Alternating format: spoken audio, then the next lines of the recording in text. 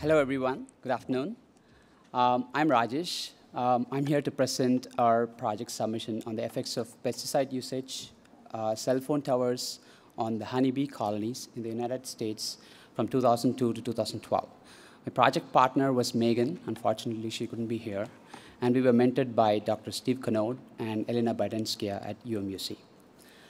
Our main motivations on choosing this project is based on these excerpts from different blogs. The one on the top left is expressing a concern about the decrease in bee colonies in the United States since the 1940s, which was at 6 million and dropped to around 2.5 million in the recent years. To the right, we have another concern about a collapse of honeybee colonies in numbers, especially between 2006 to 2008. And scientists discovered that this could be because of a disorder unique in honeybees called as colony collapse disorder, and which makes the worker bees in the colonies to abandon the colonies and then wander off and die somewhere else. And the scientists cannot pinpoint the cause, but then they had other factors attributing to reasons like pesticides, pathogens, and poor nutrition, to name a few. And especially with pesticides, they were pinpointing to the reason for a particular substance called neonicotinoid, which they claim that it drugs the bees, so then causing them to disorient and wander off from their colonies. But we wanted to see if there is something else. And when we stumbled on this article, which was done in 2009 by two Swedish professors, where they did some analysis and research on a particular species of bird called house sparrows, and they found that the house sparrows were found in less numbers in the vicinity of mobile GSM stations.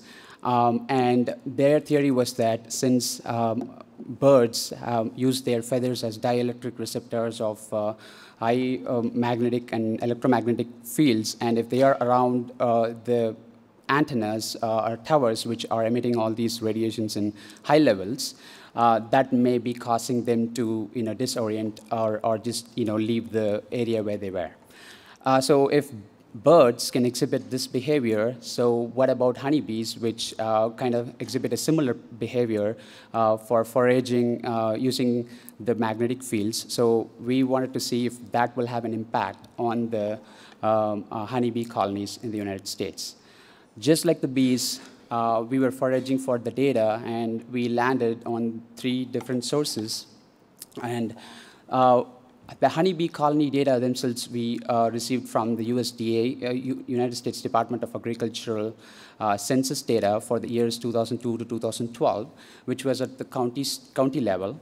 And the cell phone tower data we received from Federal Communications Commission Department from their antenna and tower structure registration data set. And the pesticide estimates in kgs were obtained from US Department of Geological Survey. And the original data set had 240 plus pesticides. And after accounting for the missing data, we dropped it down to 200 plus. And fortunately, all these 3 data sets had common elements such as county, state, and year. And we used them to concatenate into one single data set. And since we were looking at the numbers, we took the differences between each of these years, and we bucketed them into 2-year groups from 2002 to 2007 and 2007 to 2012. And from here on, I'll be referring the 2002 to 2007 as 2007 and 2012.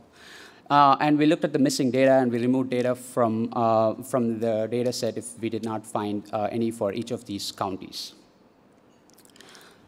We uploaded the data set to IBM Watson Analytics, and we found, we had a lot of fun working, me and Megan, and we thought just showing a few visualizations would be, worthy.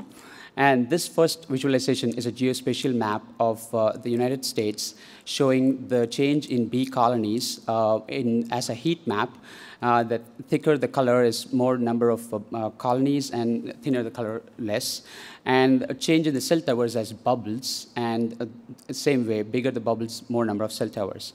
And we see that just between these two year groups, although states like Texas and Georgia and South Carolina and North Dakota showed a decrease in the decrease in the bee colonies as the cell towers increased. We see states like California and Oregon and Arizona, Oklahoma, Florida, and others showing a massive increase in the bee colonies along with an increase in cell towers.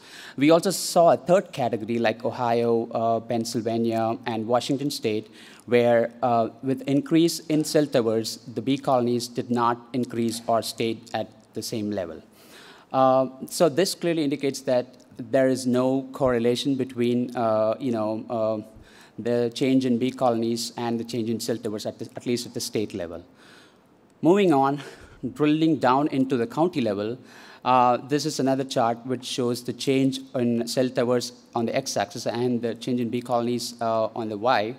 And here again, we see 3 points where at the 0 level, we see that as the change in cell towers increased, we expected to see a decline in the bee colonies, but we saw there was no changes or increase in the bee colonies instead, as the change in cell towers increased. We do see some, to the far left, we see that there are some changes or decreases in the bee colonies. However, they were restricted to the number of change in cell towers at the minimum. And we also see the bubbles, which shows the increase or the number of changes in bee colonies. We see that as the cell towers increase, they also keep increasing, indicating that change in cell towers is not impacting the change in bee colonies. Now, if the cell towers does not really impact the bee colonies, what else could from the available data set? So we asked IBM Watson Analytics, and it gave us this spiral chart.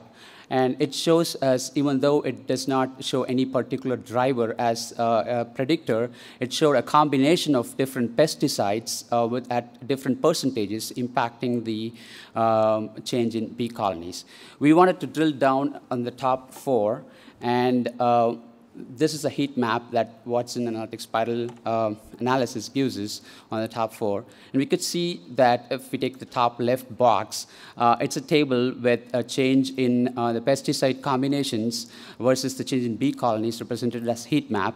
And if the change in pesticide quantities were less than 0 for both the pesticides in the combination, the increase in bee colonies were higher, let's say at 3,990. And if the change in pesticide quantities over the years for both pesticides were at more level, in more than 0, we see that the change in bee colonies were the lowest at 118.79.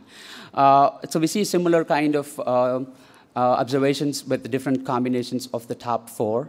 And we see that even though now, cell towers did not impact the change in bee colonies, we see the pesticides having some amount of impact, even though not negatively, but then the growth in the bee colonies has been deprecated if the pesticides were at a higher amount.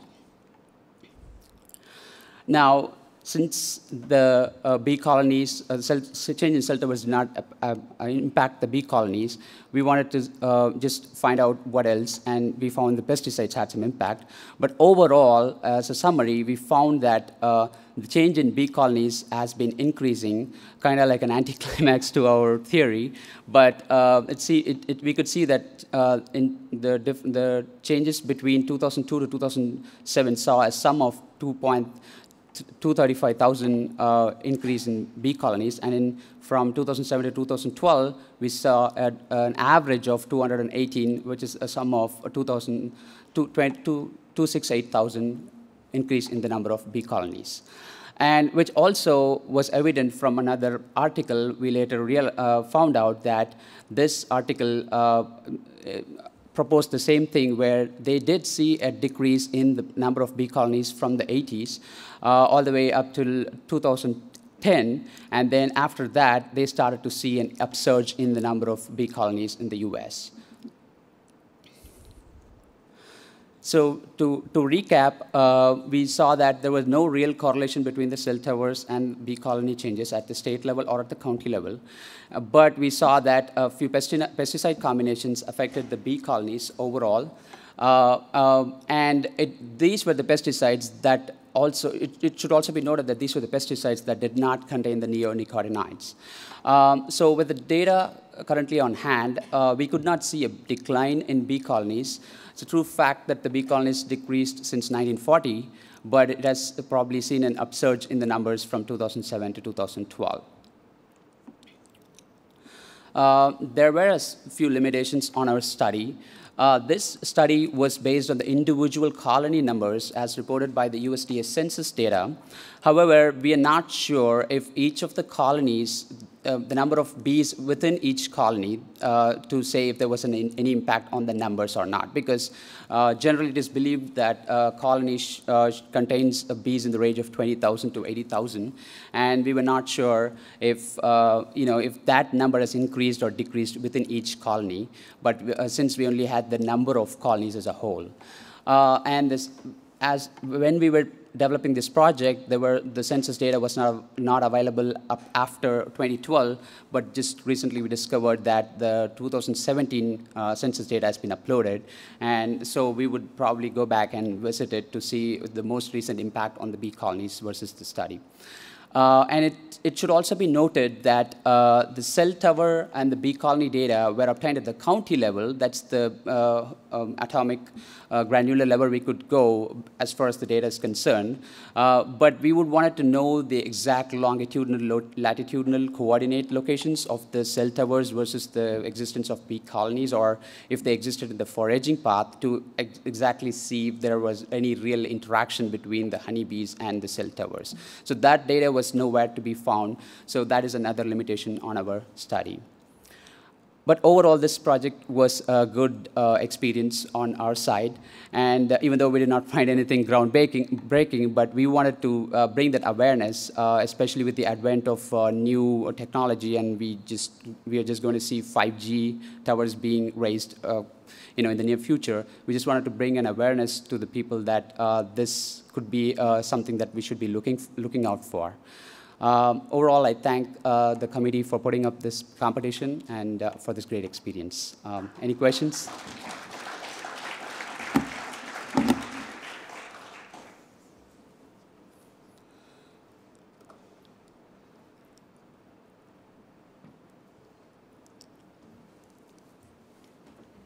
This is Bajwa from UMUC. Yes, sir.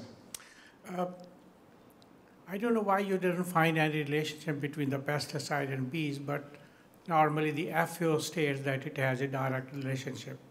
Okay. The other two reasons that have been found for the decline of the bees, there are vampire mites. Okay. That suck the blood of the bees and ultimately they die. And then there are exotic species which have been imported. And those species are destroying the local bees by attacking, killing, and taking over their, housing and all that kind of thing. Probably those factors then had to be looked into. Right. The other thing is that bees normally their use is two ways only. One thing is to pollinate the crops. Yes. And that should be in the orchards or, in flowering plants, not in the areas where there's a cotton or a sugar cane. And the second one, of course, is honey. So large pesticide being used in US is in the cotton areas, in the sugar cane, and in some orchards. So probably other areas has to be looked into as well, where pesticide use is not very high. Okay, sure. Thank you. Yeah, we looked into when we looked at the data set on census data, they had listed varroa mites, the ones which doctor said. But our focus was on the, cell towers mostly, and try to see if there was any other, factors that would be attributing to the bee colony decline. Thank you, sir.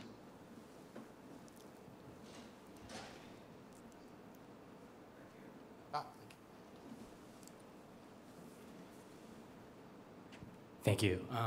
I may have missed this earlier, but I was just wondering what the rationale for including cell phone towers in the research was originally. Originally, okay. So the motivation was from an article that was published by 2 Swedish professors in 2009, that they found that the house sparrow birds in Sweden were found in less numbers in the vicinity of GSM towers. Their logic was that bird feathers use the high electromagnetic radiations for orientation, and because orientation from the high frequency radiations, and since the cell phone tower radiations kind of interacted with the radiations that the birds receive, they thought that they got disoriented and they moved away from the, from the station, the antenna, wherever, the vicinity. But the logic to tie that with the honeybees was that we found honeybees also use a similar kind of orientation technique for foraging for food and stuff. So we thought, okay, if that was the case, then what if cell phone towers in the US would be impacting the honeybee colonies? That's the logic. Thank you so much for your presentation. I would have wished your work would have involved migration of bees as well. Okay. See the concentration of bees moving from state to state. Okay. It would have been interesting to see more of that in your presentation. Have you considered that? Sure. We haven't for this project, but that seems like an exciting opportunity for us to look into the migration of bees. When we were looking at the list of topics that we want to choose, we looked at migration of animals overall from different continents, moving away from the colder regions to the warmer regions and stuff like that, but not for the honeybee colonies, basically. So yeah, we would consider that. Thank you. Thank you too.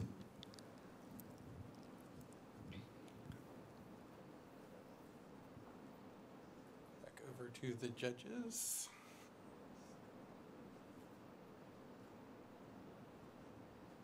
Good job overall. I think we had lots of speakers who introduced UMUC to the audience. Sure. I'm going to skip that question. Sure. So personally, what is it this project did for you in terms of what did you learn? What's your experience been? Sure. So we've been working on IBM Watson Analytics in our whole program. We started with the Watson Analytics, and basically we know that Watson Analytics is good for visualization and other stuff, but we wanted to see if it can take in live data set, that is out there, like census data and other data sets, and show us some visualizations that anybody can understand, basically. That was one of the good, experiences from this project. And also, so this idea of basically tying up two ideas together, especially for the environmental costs, found that we found that interesting and exciting. Yeah, I have many more, but this is what I have right now. Thanks.